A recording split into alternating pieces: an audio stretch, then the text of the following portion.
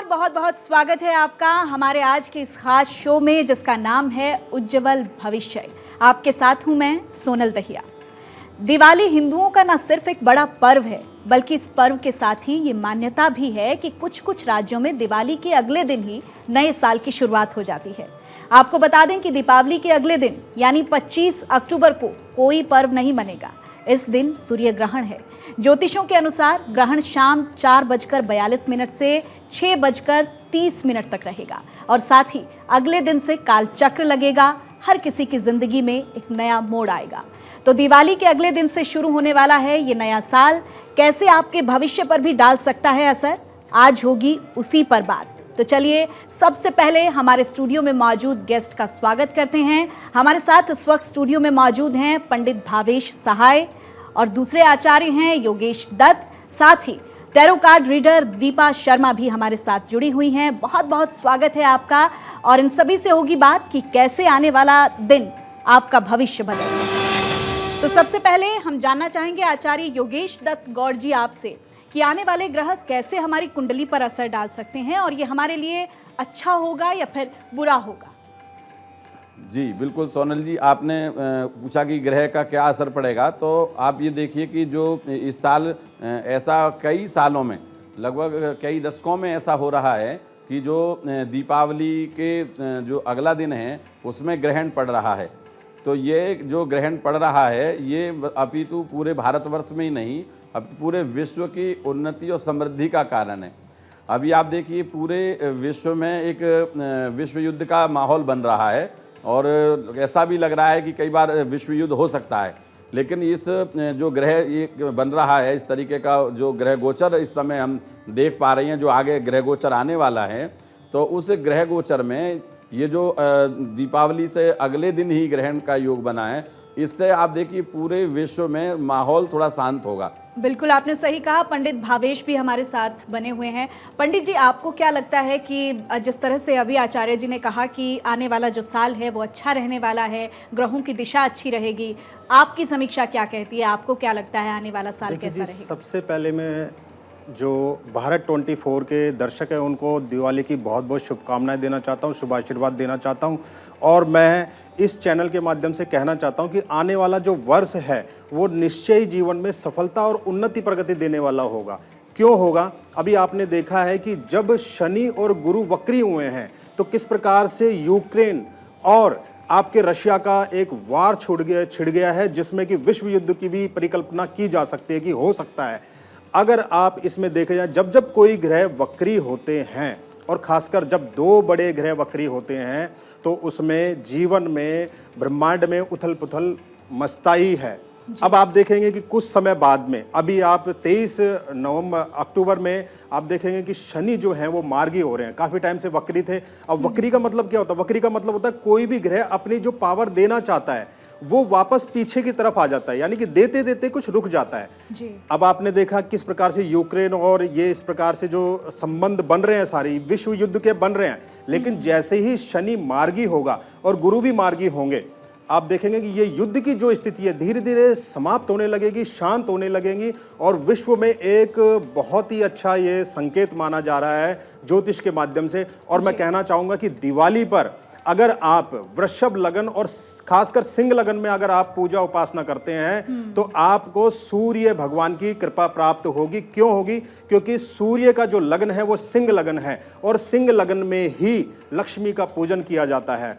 ऐसे में जब सूर्य को ग्रहण लगने वाला है अगले दिन 25 तारीख को जी, तो उस ग्रहण काल का जो प्रभाव है माँ लक्ष्मी की कृपा से वह भी थोड़ा सा कम होगा आपके जीवन में। दीपा जी भी हमारे साथ बनी हुई हैं। दीपा जी, आप कार्ड्स को बेहतर समझती हैं। हालांकि कुछ चीज़ों को छोड़ दिया जाए तो कुछ सकारात्मक इशारे मिल रहे हैं कि आने वाला साल जो है वो बेहतरीन रहने वाला है। आपके कार्ड्स क्या कहते हैं? बहुत अच्छा आपने सवाल किया है। देखिए, सबसे पहले मैं बिल्कुल सभी दर्शकों को दीपावली की बहुत सारी शुभकामनाएं दूंगी, क्योंकि दीपावली के शुभ अवसर पर हम ये प्रोग्राम आपके सामने लेकर आए हैं। आपको बहुत सारी चीज़ें बताएंगे कि किस तरह से ग्रहों की चाल बदल रही है आने वाले साल में। आने वाला साल, क्योंकि दिवाली के बाद लगभग हम ये देखते हैं कि नए साल की शुरुआत हो रही होती है और नए साल की शुरुआत कैसी रहने वाली है हर राशि वालों के लिए, वो भी आपको बताऊंगी। लेकिन उससे पहले एक चीज़ यहाँ ज़रूर बताना चाहूँगी कि दिवाली के दिन यानी कि 24 अक्टूबर की दिवाली और 23 अक्टूबर को शनि मार्गी हो गए हैं। तो ये बहुत ही गुड साइन है इस दीपावली पर आप सभी दर्शकों के लिए, हम सभी लोगों के लिए ये एक बहुत ही शुभ चिन्ह है कि जिस समय पर दिवाली का ये शुभ अवसर आया है उसी समय पर शनि जो वक्री हुए थे, जैसा कि अभी हमारे सहयोगी ने बताया कि शनि वक्री होने से अपने फल में कमी कर देता है, स्लो हो जाता है। तो वो जैसे ही अब मार्गी होगा आपको बहुत अच्छे फल प्राप्त होंगे। जो लोग प्रमोशन के लिए लंबे समय से वेट कर रहे थे, क्योंकि आपकी कुंडलियों में अब बनेगा महापुरुष राजयोग, शश महापुरुष नाम का राजयोग बनेगा। जिनके भी केंद्र में शनि होंगे उन्हीं के कुंडलियों में शश महापुरुष नाम का राजयोग बनेगा। तो ये शनि जब परिवर्तित होने वाले हैं, ये आपको 20 जनवरी से चेंज हो जाएंगे पूरी तरीके से, आपको बहुत अच्छे शुभ फल देना शुरू करेंगे।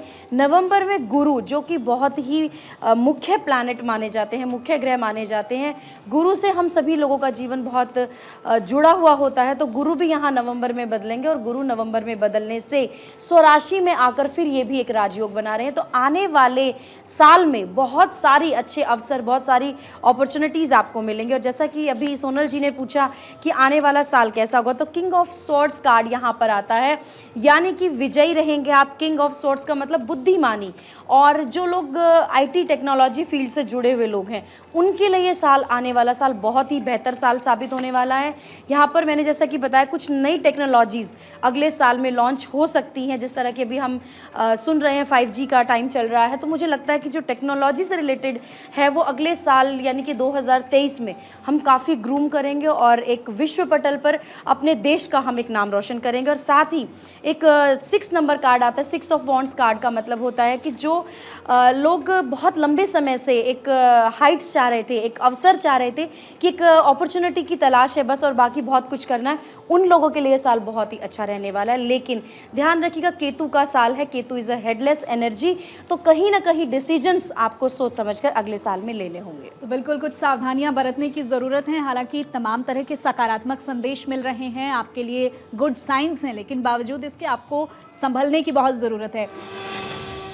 देखिए, हम दिवाली की बात कर रहे हैं, दिवाली से पहले योग की बात कर रहे हैं, आने वाला साल कैसा रहेगा इस पर बात कर रहे हैं, तो ज़रूरी हो जाता है कि दिवाली पूजन के बारे में भी ज़रा बात करें, क्योंकि इस बार कहा यह जा रहा है कि प्रदोष काल में ही पूजन होगा।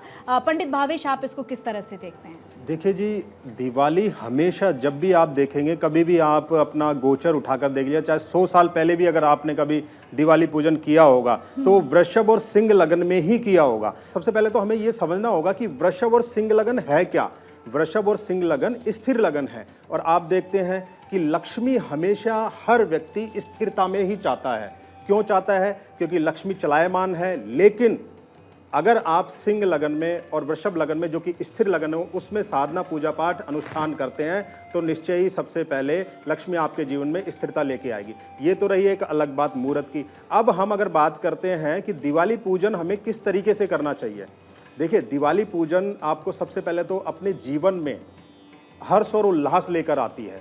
क्यों लेके आती है? अगर हम पहले से ही देखें तो भगवान राम का जब आने का समय था, नवरात्रों से लेकर और दिवाली बाद तक, तब तक आपने देखा होगा हमारे जो भारतवर्ष में, इस ब्रह्मांड में एक अजीब सी एक खुशी की लहर दौड़ जाती है। हर व्यक्ति जो है खुशी मना रहा होता है, चाहे उसके जीवन में कितना भी गम होता है, वो शॉपिंग करता है, खुशियाँ मनाता है, अपनों के साथ में बैठता है और उस चीज़ को किस तरीके से महालक्ष्मी पूजन कर रहा है उस चीज़ को वो देखता है। तो ये आपने देखा होगा प्रकृति में अपने आप ही घटित हो रहा है। क्यों हो रहा है? क्योंकि भगवान राम के आने का ये संकेत है, और जब राम आएंगे तो लक्ष्मी अवश्य आएगी आएगी। तो आप सबसे पहले तो लक्ष्मी को इस तरीके से देखिए कि आपके जीवन में उन्नति प्रगति के साथ में स्वास्थ्य और धन तो प्राप्त हो ही, लेकिन आपको एक व्यभिचारी जो जीवन होता है मांस मदिरा का, उस प्रकार का सेवन कभी नहीं करना चाहिए। बिल्कुल, दीपा जी से भी जानते हैं। देखिए, हम लगातार आपको बता रहे हैं कि कैसे आप अपनी दिवाली को बेहतर बना सकते हैं, आने वाले साल को बेहतर बना सकते हैं, लेकिन साथ ही साथ कुछ एहतियात भी बरतने की ज़रूरत है। दीपा जी, आप क्या सलाह देना चाहेंगी दर्शकों को कि आने वाले साल में वो किस तरह से अपने आप को एक पॉजिटिव एनर्जी से भरपूर रखें?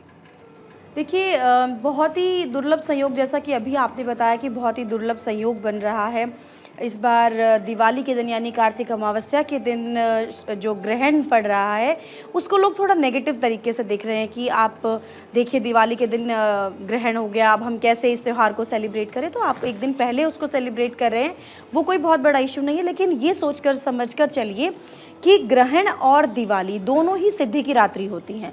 यानी कार्तिक अमावस्या जिसको हम दीपावली कहते हैं, उस दिन भी बहुत बड़ी बड़ी सिद्धियां की जाती हैं, साधना की जाती हैं। और इसी प्रकार से ग्रहण में भी कहा जाता है कि जो मंत्र जाप आप कर लेते हैं वो सिद्ध हो जाता है।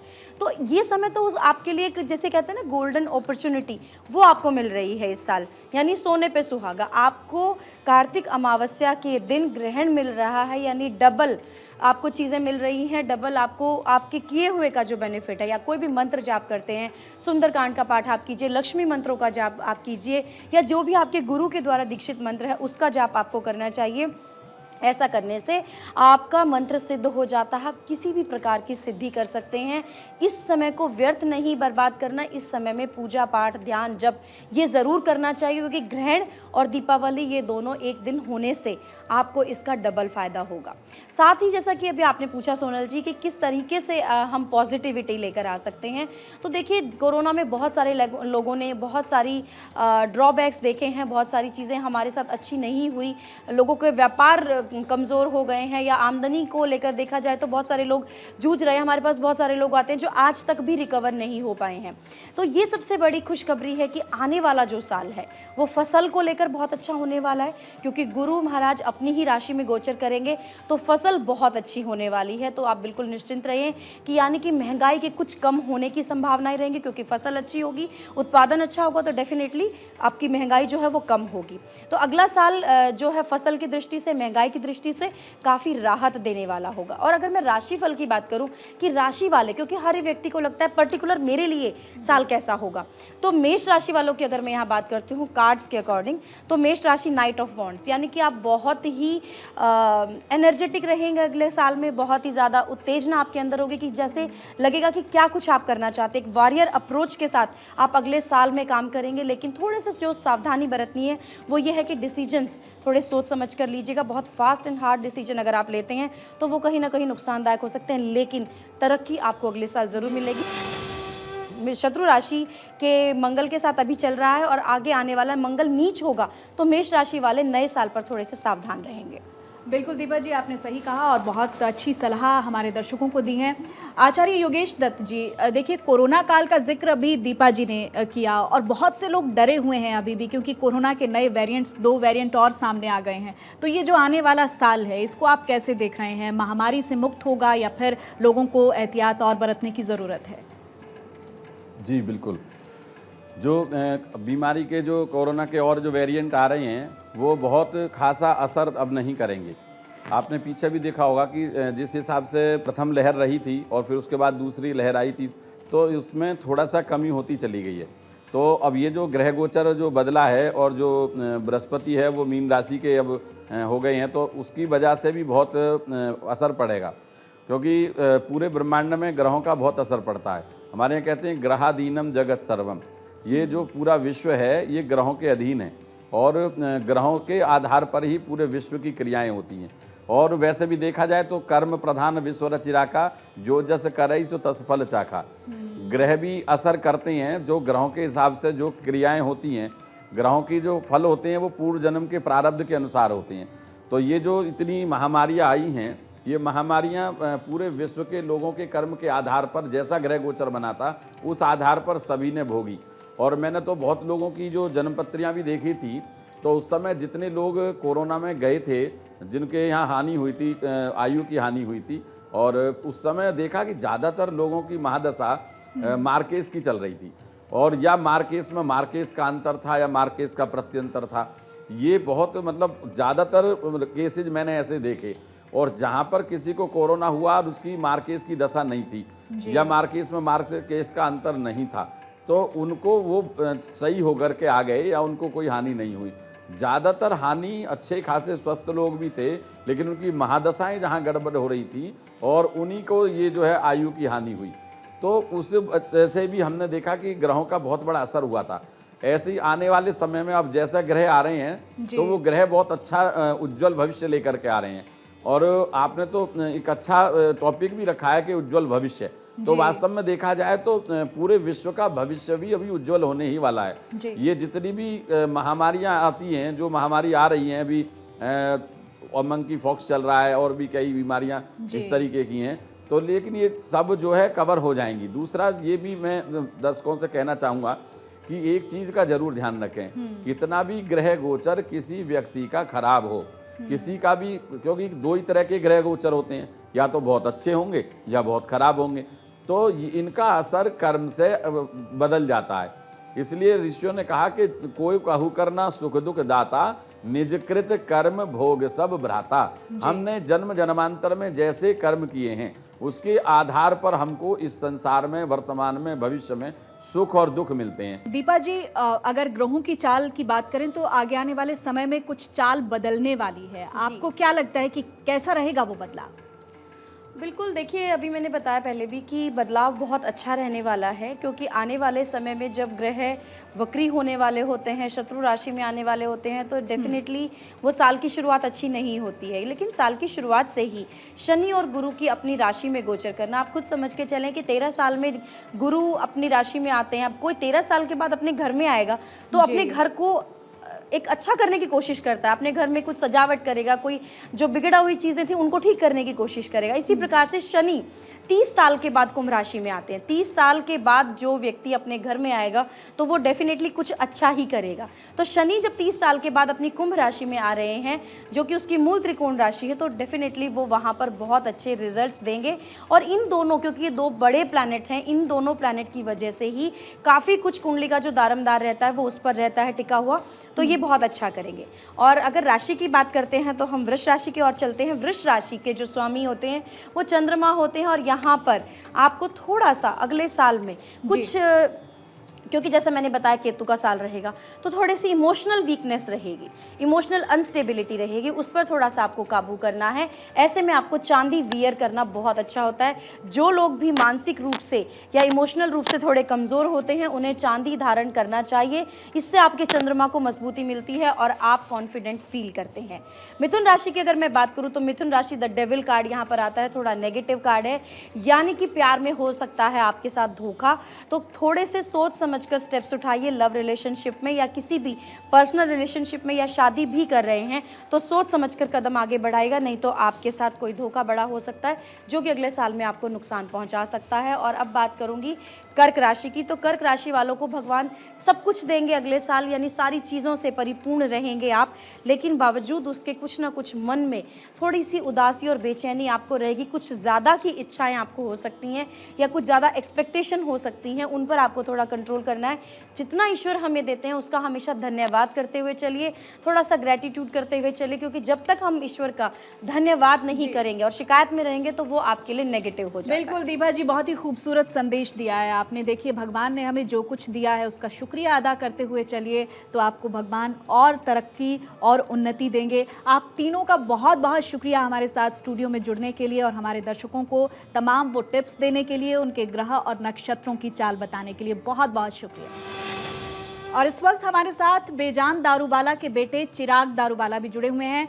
बहुत बहुत स्वागत है चिराग दारूवाला जी आपका भारत 24 पर। श्री गणेशाय नमः। चिराग जी, मेरा सवाल है आपसे कि आगे आने वाला जो साल है उसको आप किस तरह से देख रहे हैं? गणेश जी कहते हैं कि मेष राशि वालों, जीवन में आप बहुत तरक्की करने वाले हैं। आप ये सोच लीजिए कि नए साल में आप अपने करियर में बहुत अच्छी ऊंचाई पर जा पाएंगे। आप ये समझ लीजिए, अगर आप संतान प्राप्ति की इच्छा रख रहे हैं तो आने वाले साल में, यानी कि ये नए साल में, वो संतान प्राप्ति की भी इच्छा पूर्ण हो सकती है। अब हम आएंगे दूसरी राशि यानी कि वृषभ राशि पे। गणेश जी कहते हैं कि वृषभ राशि वालों, आप ये समझ लीजिए कि जो भी उतार चढ़ाव आपने को देखने को मिल रहे थे वो उतार चढ़ाव ये नए साल में ख़त्म हो जाएंगे, यानी कि आपको अपने जीवन में स्टेबिलिटी देखने को मिलेगी। अब हम आएंगे तीसरी राशि यानी कि मिथुन राशि। गणेश जी कहते हैं कि बौद्धिक क्षेत्र में रुचि रखने वाले विषयों में आप अच्छा प्रदर्शन करने में सक्षम होंगे। अगर आप विदेश रिलेटेड कुछ करना चाहते हैं, एक्सपोर्ट का बिजनेस कर रहे हैं, तो आप ये समझ लीजिए कि नई अपॉर्चुनिटीज आपका इंतज़ार कर रही है। दाम्पत्य जीवन में आपका प्रेम बढ़ेगा, लेकिन थोड़ा सा विवाद भी उत्पन्न हो सकता है। अब हम आएंगे चौथी राशि यानी कि कर्क राशि। गणेश जी कहते हैं कि कर्क राशि वालों, नया साल है, यानी नए साल में आपको क्या करना है, आपको लक्ष्मी जी को प्रसन्न करना है। लक्ष्मी जी को प्रसन्न करेंगे तो आप ये समझ लीजिए कि पैसों की बरसात ये साल में होने वाली है। आप ये समझिए कि अगर आप अपने आप को एक्सप्लोर करना चाहते हैं, कुछ नया इन्वेंट करना चाहते हैं, तो ये नया साल बहुत ही बेहतरीन साल है। अब हम आएंगे पांचवी राशि यानी कि सिंह राशि। गणेश जी कहते हैं कि ये नया साल में आपको क्या करना है, नए नए डिसीशंस लेने हैं। आप क्या है, आपका कम्युनिकेशन बहुत अच्छा है, मैनेजमेंट भी आपका बहुत अच्छा है।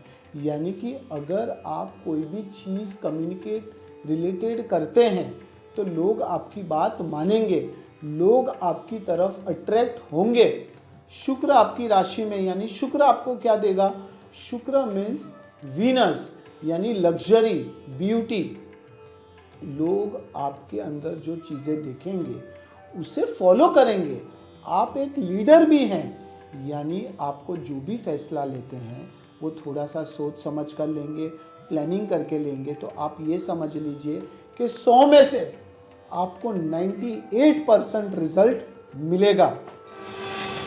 अब हम आएंगे छठी राशि यानी कि कन्या राशि।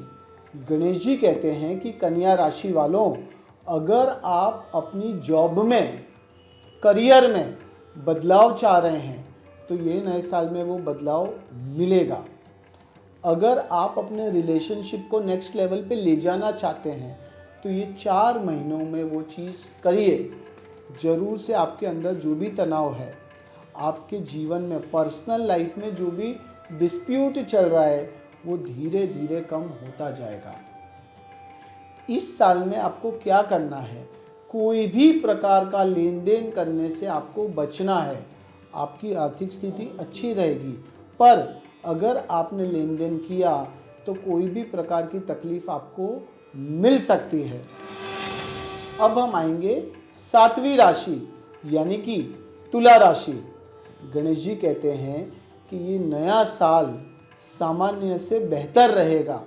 यानी कि पिछले कुछ समय से जो आपके जीवन में अड़चनें आ रही थी, जो आप जीवन में कार्य करना चाहते थे, नहीं कर पा रहे थे, वो सभी कार्य आप कर पाएंगे। दूसरा, आपके जो शेयर्स है या फिर आपके जो इन्वेस्टमेंट है, जो अच्छे रिटर्न्स नहीं दे रहे थे, वो आपको अच्छे रिटर्न्स ये नए साल में मिलेंगे। अब हम आएंगे 8वीं राशि यानी कि वृश्चिक राशि। गणेश जी कहते हैं कि वृश्चिक राशि वालों, अब समय आ चुका है। ये नया साल आपको अपने सपने पूरे करने का मौका देने वाला है। आपके सपने क्या थे? आपके सपने एक तो करियर में अच्छी जगह जाना, व्यापार को बढ़ाना और साथ साथ में शादी करना, अच्छा पार्टनर मिलना। यस, ये सभी सपने आपके ये नए साल में साकार होंगे। अच्छे परिणाम आपको मिलने वाले हैं। आपको अपने बुजुर्गों का, अपने गुरुओं का आशीर्वाद लेना होगा। आपको ये समझ लीजिए कुछ ब्लेसिंग्स लेनी होगी। शादी के अच्छे योग दिख रहे हैं, अच्छे पार्टनर्स आपको मिल सकते हैं। साथ साथ में अगर आप अच्छी नौकरी पे, अच्छी कंपनी में जॉब के लिए जाना चाहते हैं, पिछले कुछ समय से परिणाम आपको नहीं मिल रहे थे, कोशिश कर रहे थे, पर फिर भी नेगेटिव आपको रिजल्ट मिल रहा था, तो ये नए साल में वो सभी सपने साकार होंगे। अब हम आएंगे 9वीं राशि यानी कि धनु राशि। गणेश जी कहते हैं कि धनु राशि वालों, आपकी राशि यानी धनु की राशि, पैसों की राशि, ये नए साल में आपको अपने जो भी अटके हुए पैसे हैं वो मिल सकते हैं, नई नई अपॉर्चुनिटीज़ मिल सकती हैं, कुछ बड़े बदलाव आपके जीवन में आने वाले हैं। आप अपने व्यापार को एक नए लेवल पे ले जा सकते हैं। आपको थोड़ा सा सावधान रहना है, आपको किसी की बातों में नहीं आना है। आपका जो दिमाग कहता है, आपका जो दिल कहता है, उसी को फॉलो करिए। आप ये समझ लीजिए कि नए साल में आपको बहुत सारे सरप्राइज मिल सकते हैं। अब हम आएंगे 10वीं राशि यानी कि मकर राशि। गणेश जी कहते हैं मकर राशि वालों, कोई के भी बातों में मत आइए, खुद पे विश्वास रखिए। दूसरा, आप लोग कौन हैं? आप लोग जमीन से जुड़े हुए हैं, पर आपका माइंड बहुत शार्प है। आप कोई भी चीज़ प्लानिंग करते हैं और उसके बाद सोचते हैं, फिर उसके बाद एग्जीक्यूट करेंगे।